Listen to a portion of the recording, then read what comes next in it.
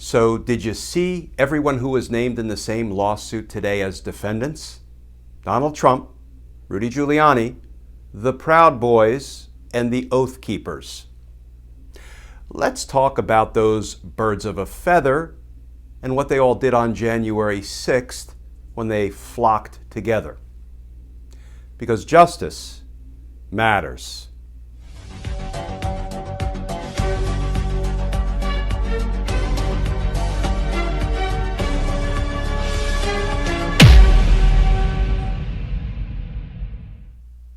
Hey all, Glenn Kirshner here. So it looks like Donald Trump might have to update his resume. It could read something like, 1980 to 2016, failed businessman. 2016 to 2020, failed president. 2021 to present, professional defendant. It was reported today that the NAACP and a member of Congress sued Donald Trump, Rudy Giuliani, and two hate groups, the Proud Boys and the Oath Keepers, for their attack on the Capitol on January 6th. I can't wait to see all of those folks sitting at the same council table in court. Birds of a feather. So here is the headline from ABC News reporting about today's lawsuit. Lawsuit accuses Donald Trump, Giuliani, and others of conspiring to incite Capitol riot. And here is some of the New York Times reporting about that lawsuit. The NAACP today filed a federal lawsuit against former President Donald Trump and his personal lawyer, Rudy Giuliani, claiming that they violated a 19th century statute when they tried to prevent the certification of the election on January 6th. And now, the New York Times article goes on to say that the suit was brought on behalf of Congressman Bennie Thompson from Mississippi, and that other members of Congress are expected to join the suit, become additional plaintiffs, Congressman Hank Johnson and some others. Now let's go back to the New York Times article. The lawsuit contends that Mr. Trump and Mr. Giuliani violated the Ku Klux Klan Act, an 1871 statute that includes protections against violent conspiracies that interfere with Congress's constitutional duties. The suit also names the Proud Boys, a far-right nationalist group, and the Oath Keepers militia group.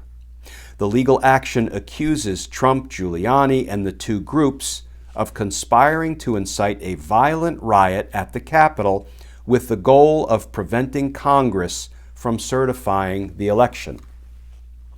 Now, here is what Congressman Bennie Thompson, himself a victim of the insurrection, said about his experience. Quote, "I feared for my life. Not a day passes that I don't think about this incident. I was committed to seeing justice brought to this situation." So now that the suit has been filed, and apparently other members of Congress will join as plaintiffs, the first step is for the respondents or the defendants to get lawyers. And when I say respondents or defendants, those terms are used sort of interchangeably. So if you're in a criminal prosecution, you have the prosecution and the defense, the defendant. If you're in a civil suit, it's usually called the plaintiff and the respondent. But the respondents are also defending themselves in the suit, so they're often also referred to as the defendants. So the first thing to do is for the defendants to get lawyers, right? I'm not sure who's going to represent Donald Trump, Rudy Giuliani, and the two hate groups, or if those groups even have money to hire lawyers at this point. But I do think it's perhaps rich that Rudy Giuliani, being a lawyer himself, we can probably change the meaning of the term MAGA to making attorneys get attorneys. Not an original joke. We've all heard that one before, but that's where Rudy Giuliani finds himself now.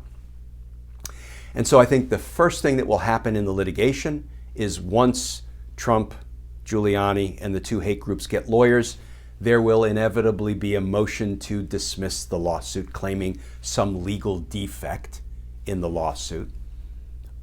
We won't know until we read the briefs about the motion to dismiss, but I predict a judge is likely to deny the motion to dismiss and let the case proceed to discovery. So Congressman Thompson, the other members of Congress who choose to join the suit, can begin to dig into all of the evidence and information that will inform them what went on January 6th, the behind-the-scenes stuff that we haven't seen yet. The other thing that is done during the discovery phase of a lawsuit, depositions. So put Donald Trump under oath and make him answer questions subject to the penalties of perjury. Put Rudy under oath. Put the hate groups under oath. And then we'll see what that produces. We'll see what that turns up. I'm suspecting it may turn up a little bit of justice. And justice matters. As always, folks, thank you for tuning into these daily videos. If you'd like to more formally support our all-volunteer efforts and our content, you can go over to patreon.com, sign up to become a patron, and if you do, I'll send you some Team Justice stickers and a personal handwritten note of thanks. You can also find me over on Facebook, Justice Matters with Glenn Kirshner. Of course, on Twitter all day and night, trying to answer your legal questions as best I can. On Twitter, it's at Glenn Kirshner 2. So as always, folks, please stay safe, please stay tuned, and I look forward to talking with you all again tomorrow.